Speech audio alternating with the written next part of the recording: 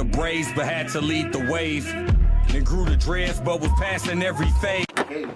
And they was playing the song Lit. They playing the song Lit.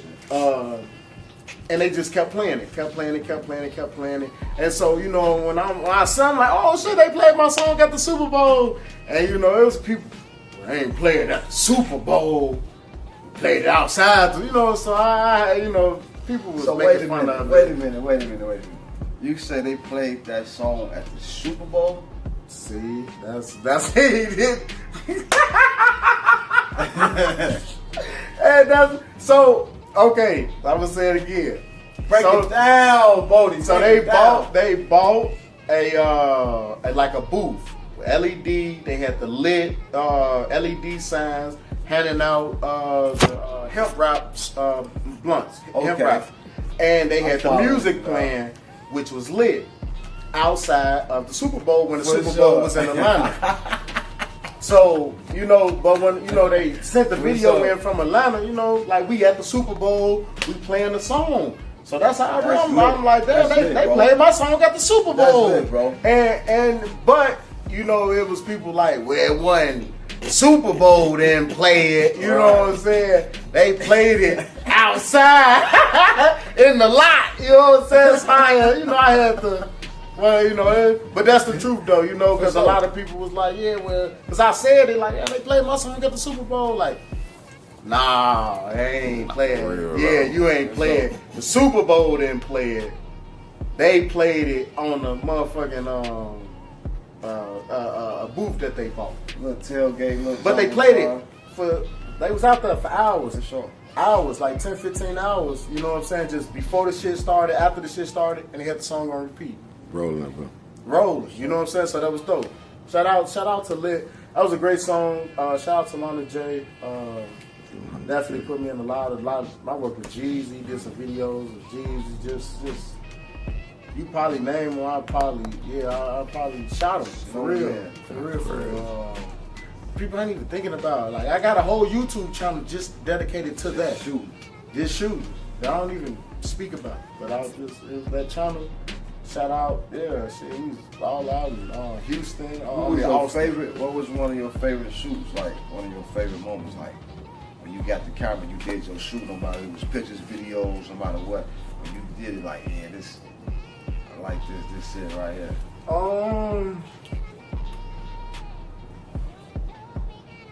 Man, I can't say, to be honest. See, when you're a real hustler, you're a real hustler.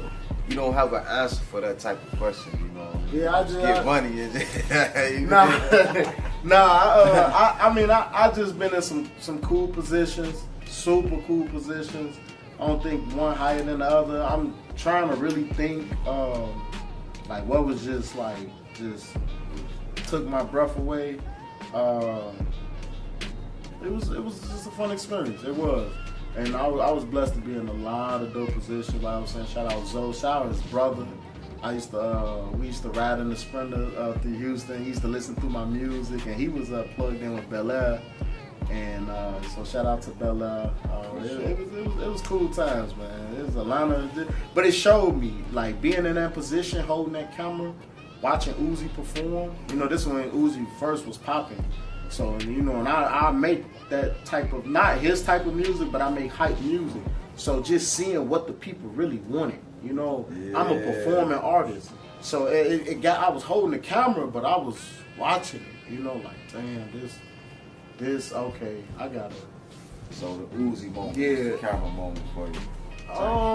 Not for real, but like, that was on some artists, it was an artist moment for sure, like, because I was like, man, they just want to turn up. Because I did a lot of people's shows. Uzi Vert at that time show was wow. And it was like kind of the type of music that I made. So I guess you could say that as an artist, like I seen that, I said, yeah, that's how I want to be. Yeah. Shout out Nike Boy, yeah. It was a lot of, I've been around a long time. So I'm naming old names and new names. I don't call them old, but you know, back in the day names. You know. Yeah, so yeah. Okay.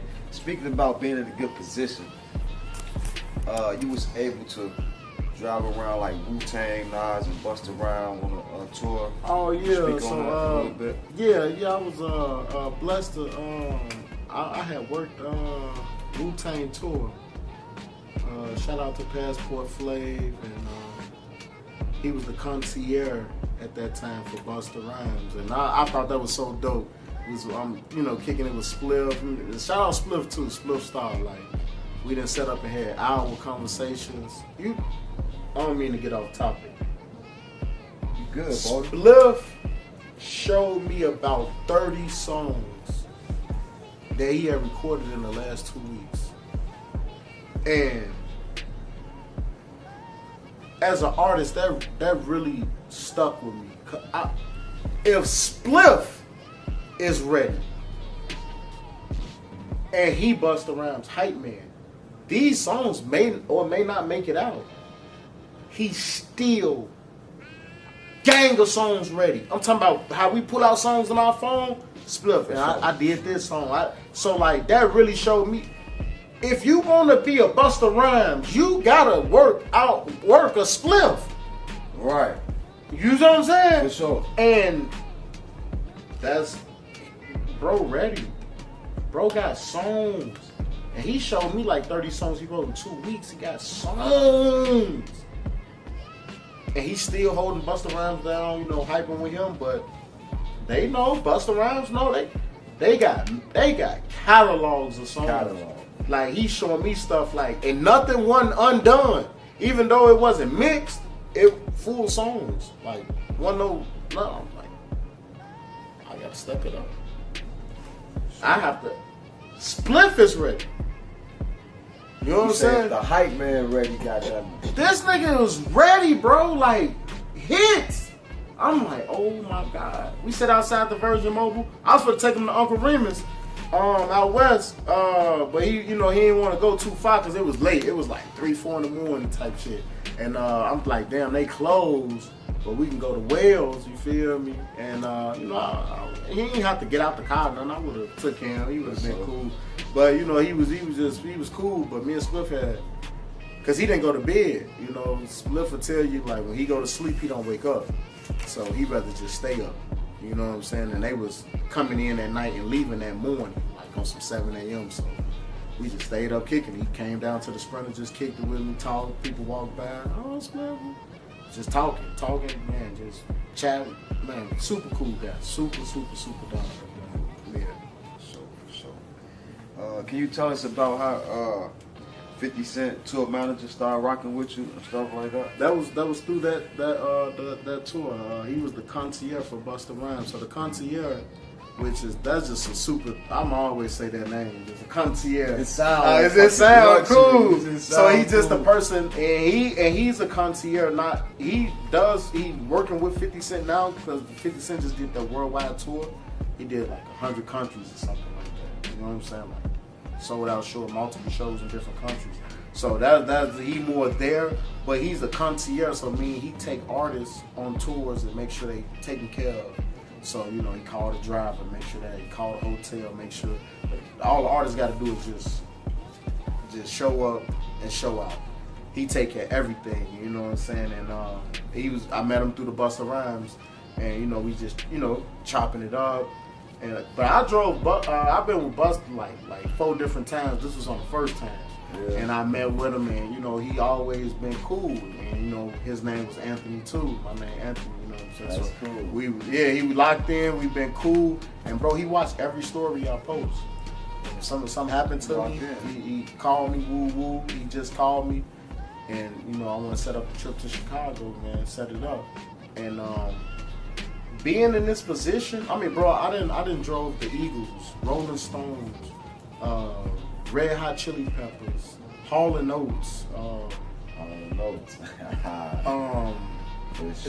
some government people. I don't even want to say their name. You know what I'm saying? Just off the, you feel me? But real government people, real politicians, politician kids.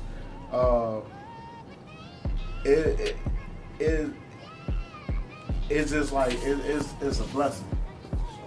You just take it all in. You take it for what it's worth. But I didn't move some some cool people. Shot Taylor Bennett. Did a private party with